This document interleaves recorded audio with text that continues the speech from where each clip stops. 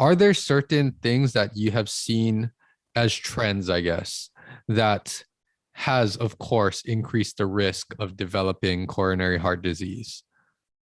Oh, yes. First of all, the wrong kind of foods, Mm-hmm.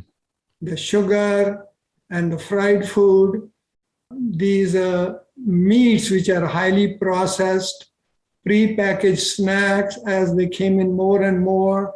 People also more sedentary rather than doing exercise.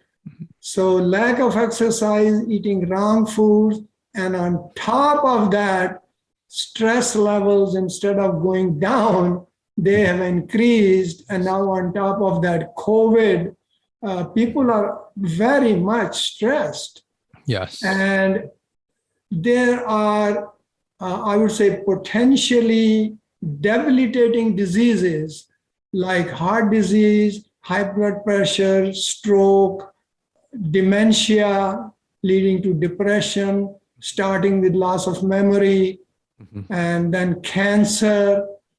People whose stomach is always bloated and cramps, they go to doctors, all the tests come out negative, but actually what they have is we are finding more and more leaky gut syndrome, Mm-hmm. and then diabetes and arthritis. All these debilitating diseases result, as now we have learned, from one basic cause, and that is chronic low-grade inflammation in all the cells of the body, which we don't even realize because we don't feel it. Mm-hmm. So it is very simple answer, just to answer in theory, that if we can take control of this chronic low-grade inflammation, Mm-hmm. then the incidence of these diseases will be significantly reduced and lots of lives will be saved. Yes. Yes. And that cannot be done just by eating healthy diet. Mm-hmm. And this is my criticism. These books that I have read so far, they all tell you eat healthy food.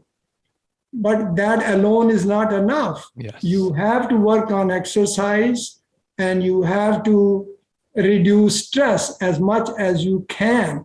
Besides that, adequate sleep, Yes. socializing, Mm-hmm. and besides these five things, annual physical checkup. And I mentioned all this in my book in Yes. detail, why they are necessary. Yes. So that I hope answers your question. And what prompted me also in relation to your question, why I decided to write this book, is that the books that are available, they all tell you eat fruits, vegetables, beans, whole grains, nuts, seeds, but they do not specifically do not go into details. Like, for example, you are shopping for the bread at a supermarket. Everybody knows I have to buy whole grains. There are 6, 7 different breads which are all whole grains.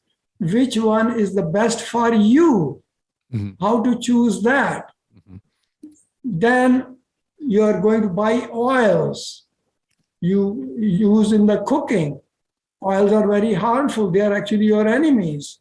But still you want to use oil, which oil to use, and most importantly, why, and why not the others? Yes. You are in a restaurant eating salad. Nobody mentions, please mention to server to take out the seeds always when you are eating raw tomatoes because they have toxic lectins in them in the long run lead to leaky gut and these problems. Mm-hmm.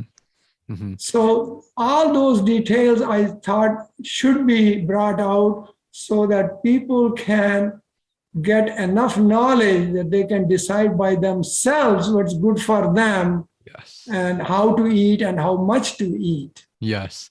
There's so many great things that you've said right there. And this is what I love to talk about. So we could go on and on.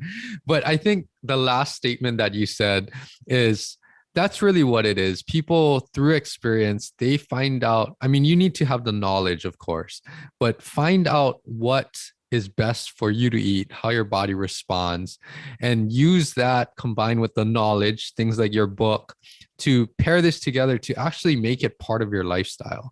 I think that's the one thing, is that when we start to follow something specific without understanding the reasons behind it or why it's working or even the effects it has on us, it becomes very hard to sustain. But once you start to incorporate this as part of regular daily living, you start to reap the benefits. It brings a lot of value, so you start to continue what you're doing, and before you know it, you're reducing this low level chronic inflammation, which is 100%, what's the cause of all of these chronic diseases, chronic pain, all of these things. And you hit the nail when you said lifestyle.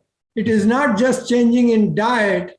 You have to develop a healthy lifestyle. Yes. And that includes all these what I counted.